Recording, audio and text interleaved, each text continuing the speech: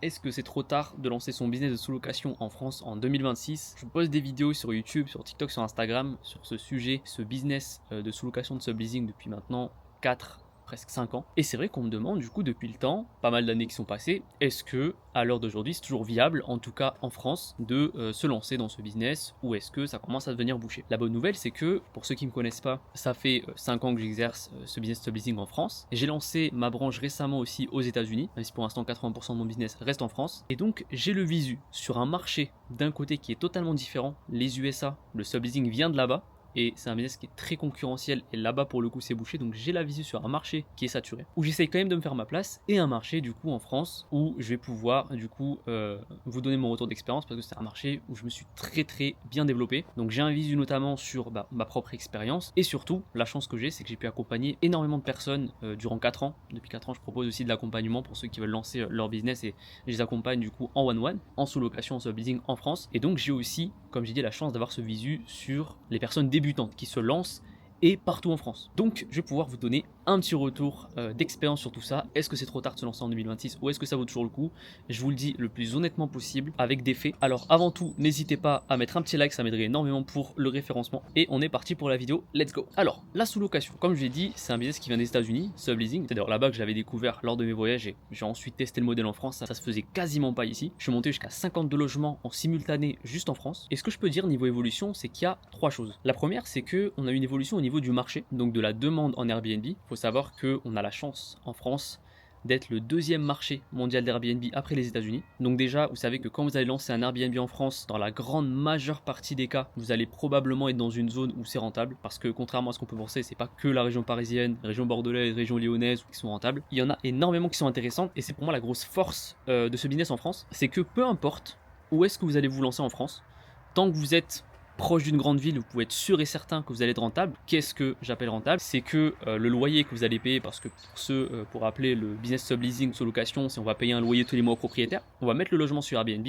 on paye le loyer, on génère les revenus Airbnb, et on garde la différence. Donc qu'est-ce qu'un logement rentable? C'est le fait de pouvoir au moins, minimum évidemment, payer son loyer et ses charges, mais surtout d'avoir un bénéfice et un bénéfice confortable. C'est-à-dire que si on prend un logement, on paye 800 € de loyer plus charge, si on fait 200 €, 300 € dans le mois de bénéfice, pour moi, sur mes standards, c'est un échec. Donc il faut non seulement qu'on soit rentable, mais en plus de ça, avec une bonne marge. Donc ce que je disais, c'est que c'est la première grosse force de ce biz, c'est que on a de la demande en Airbnb, peu importe où est-ce qu'on se lance en France. On n'est pas restreint, comme dans certains pays, à une seule zone, une seule ville. Donc ça, c'est la première chose. Deuxièmement, on a la chance, mine de rien, en France, d'avoir des plateformes comme Le Bon Coin, SoLoger, PAP, Facebook Marketplace, où on peut directement trouver des logements à distance. Et donc on a en un clic littéralement accès à des dizaines de milliers de logements. Ce qui fait que la scalabilité de ce business en France est énorme. Et donc le potentiel est très gros. Donc je résume, pour l'instant on a des offres en quasi limité, de la demande en quasi limité, peu importe la localisation de où on se trouve, tant qu'on est proche d'une grande ville, généralement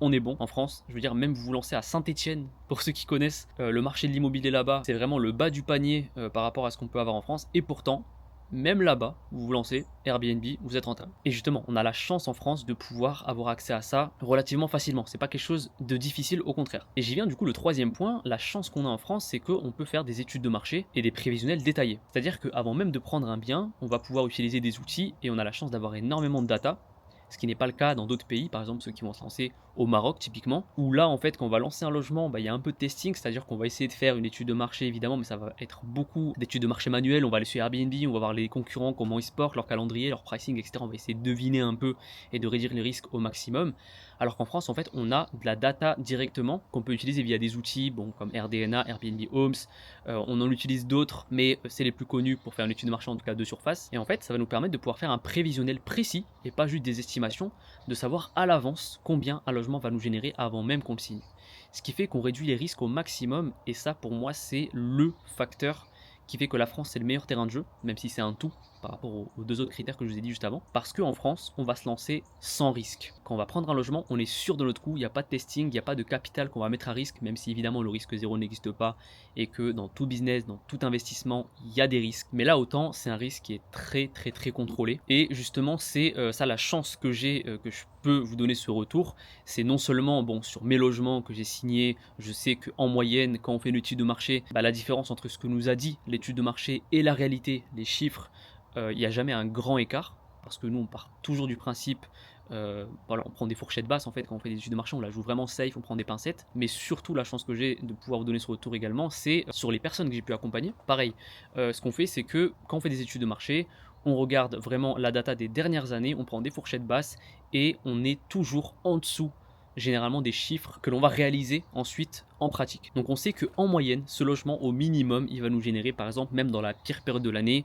600, 800 euros de bénéfices dans le mois. Et donc on sait qu'on va prendre ce logement et qu'il n'y aura pas de mauvaises surprises. Maintenant, le quatrième, j'avais dit il y a 3 choses, mais en fait il y en a 4. Quatrième point, c'est qu'en France, et bah, tout simplement, il n'y a pas de concurrence. Et ça je peux vous le dire, parce que du coup, comme je l'ai dit, je suis sur un marché aussi aux États-Unis qui est pour le coup, selon moi, bouché, même si je pense que tout est relatif, il y a toujours de la place, il faut juste savoir se démarquer. Mais là, pour le coup, quand on compare à la France, je peux vous dire qu'on est à un niveau peut-être 10 fois plus élevé. Dans le sens où, là, en France, on n'en est qu'au début. Parce que je pense que le jour où ça sera, entre guillemets, trop tard de se lancer dans ce business de subleasing sous location en France, c'est quand déjà on en entendra parler partout, comme on entend parler par exemple du dropshipping ou des SaaS, etc., d'e-commerce, etc. Bref, vous avez compris le délire. Et surtout quand la plupart des logements qui seront sur Airbnb sont gérés par des personnes qui font de la sous-location.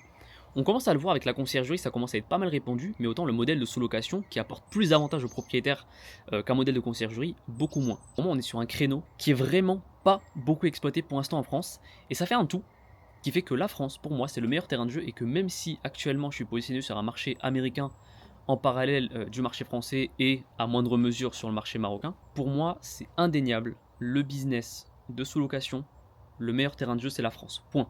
Les logements sont accessibles, il n'y a quasiment pas de restrictions. Et ça, encore une fois, c'est quand je compare aux États-Unis, par exemple, c'est à Los Angeles. Typiquement, si vous voulez mettre un logement sur Airbnb, vous devez le proposer en location minimum pour 30 nuits, c'est-à-dire que vous pouvez même pas faire de courte durée. Et pourtant, il y a des centaines d'entreprises qui font de la sous-location à Los Angeles, même avec ces restrictions-là. C'est pour vous dire en fait à quel point en France, pour l'instant, le marché est libre et il faut se lancer. En fait, tant qu'il y a le cash qui est faisable maintenant, il faut le faire maintenant. Tout simplement. Du coup, accessibilité des logements, pas de restriction. Le fait qu'on puisse savoir à l'avance combien va nous générer le logement, donc risque vraiment contrôlé. On n'a pas cette chance, comme je l'ai dit, par exemple, quand on se lance au Maroc, on va prendre le logement, on va essayer de réduire les risques, mais il y a toujours cette part de qu'est-ce qui va se passer, cette part d'inconnu, ce qui n'est pas le cas en France. Le côté aussi peu concurrentiel, si vous lancez là concrètement, et ça c'est le visu encore une fois que j'ai sur les personnes débutantes qui se lancent, en moyenne une personne voilà, avec qui je vais commencer, en 3-5 semaines on signe le premier logement. Si c'était un marché concurrentiel, ça serait peut-être 2-3 mois pour la première signature, ou en tout cas on aurait vu le délai augmenter. Là honnêtement, en 3-5 semaines tu as ton premier logement, et sachant que c'est le plus dur à avoir, le premier, c'est un business qui est très accessible et les barrières à l'entrée pour l'instant sont très faibles. Maintenant, pour conclure cette vidéo et pour répondre à la question de est-ce que c'est trop tard, vous l'avez compris, selon moi, c'est pas trop tard, c'est toujours le moment. Et justement, c'est peut-être maintenant, sur les prochains mois, peut-être sur les prochaines 1-2 ans, il faut se lancer absolument. C'est peut-être le dernier créneau. Parce que c'est en fait un business où vous allez générer les mêmes revenus qu'un propriétaire juste en payant des loyers. Vous imaginez bien que dans 3-4 ans, c'est difficilement concevable que ça ne sera pas un business saturé. Mais maintenant, la bonne nouvelle, c'est pour ceux qui seront déjà positionnés au moment où ce business-là sera déjà saturé, enfin sera saturé. Bah, pour ces personnes-là, ils ne seront pas impactés parce que non seulement, ils auront eu de l'expérience, ça fera quelques mois, 1 an, 2 ans, 3 ans, qui sont déjà dans ce business d'Airbnb, donc ils auront l'expérience du terrain, ils auront une longueur d'avance en fait, ils pourront continuer d'accumuler des logements, etc. Ça ne sera pas un problème, ils ne seront pas impactés par le fait que ce soit saturé. Et deuxièmement, ils auront aussi la trésorerie qu'ils auront accumulée durant tout le temps où justement ils s'étaient lancés. Donc je veux dire, pour ceux qui seront déjà en place, il n'y aura pas d'impact en fait, que le business soit saturé ou pas, ça leur changera rien. C'est pour ceux qui vont se lancer à ce moment-là, quand on entendra parler de sous-location partout, où en fait la barrière à l'entrée sera beaucoup plus haute. Ça sera pas impossible, comme là par exemple aux États-Unis, c'est saturé depuis 3-4 ans, ça reste possible de se lancer. C'est juste que là, déjà il faut de la trésor pour se lancer, plus de capital que ce qu'il fallait il y a 4-5 ans, et ce sera pareil en France. Ça sera peut-être plus dur de convaincre des propriétaires parce qu'ils seront prospectés et démarchés plus souvent par des personnes qui font de la sous-location. Peut-être qu'il y aura trop d'Airbnb. En fait, on sait pas. On ne sait pas ce qui va se passer dans 4-5 ans, donc il faut se lancer maintenant. Selon moi, c'est si vous êtes intéressé par le subleasing, par la sous-location, vous avez le capital, franchement foncez, il faut avoir la mentalité à l'américaine, faut pas avoir une mentalité défensive française en mode oui mais qu'est-ce qui se passe, les impôts, les problèmes, qu'est-ce qui se passe si... Se poser 5000 questions et être dans cette mentale-là, ça c'est bien français. Si j'ai un truc que j'ai appris des États-Unis et que je peux vous transmettre, c'est ça. Il faut avoir une vision globale et foncer. Les erreurs, vous dealerez avec au fur et à mesure lors de votre parcours. et vous verrez qu'en dézoomant, c'est juste des petits problèmes par-ci par-là qu'on règle un à la fois et on avance, on avance, on avance. Il n'y a jamais un problème qui va freiner toute votre aventure dans le business quand vous dézoomez. Ça, c'est juste des excuses et c'est ce qui fait que beaucoup ne se lancent pas. Mais peut-être que c'est une bonne chose parce que ça fait un filtre. Un filtre qu'il n'y a pas aux États-Unis avec leur mentalité. Donc beaucoup de personnes se lancent dans le business là-bas, donc plus de concurrence. En France, on élimine beaucoup de concurrence par les limitations mentales qu'on a. Mais ne faites pas partie de ceux qui ont ces limitations, c'est ça que je veux dire. Si vous regardez cette vidéo, c'est que normalement, vous êtes sur le bon chemin. Donc faites le cash tant qu'il est possible de le faire. En subleasing, lancez-vous maintenant. La France, c'est le meilleur terrain de jeu. Là, c'est un créneau de fou furieux. Excusez-moi du terme, mais vous m'avez compris. Si vous avez des questions, mettez-les en commentaire. Je lis tout, je réponds à tout. Si vous êtes intéressé de vous lancer, n'hésitez pas aussi dans la description et en commentaire épinglé, vous aurez mon programme d'accompagnement. Vous pouvez le customiser comme vous le voulez, le nombre de logements. Si vous voulez une garantie de rentabilité qu'on propose, vous aurez accès également au bail de sous-location. Ça vous économisera 1005, 1008 que vous aurez payé à un avocat. Bref, vous pouvez aller voir en description. Si le lien y est et que vous voyez qu'il y a des places, foncez. S'il n'y a pas de place, contactez-moi sur WhatsApp. Je vous donnerai à peu près le timing. Ça dépend juste des personnes que j'accompagne quand est-ce qu'on signe un logement. Une place se libère et je vous préviendrai. C'était Drixio, portez-vous bien et je vous souhaite bonne chance, bon courage dans la vie, dans le business et profitez.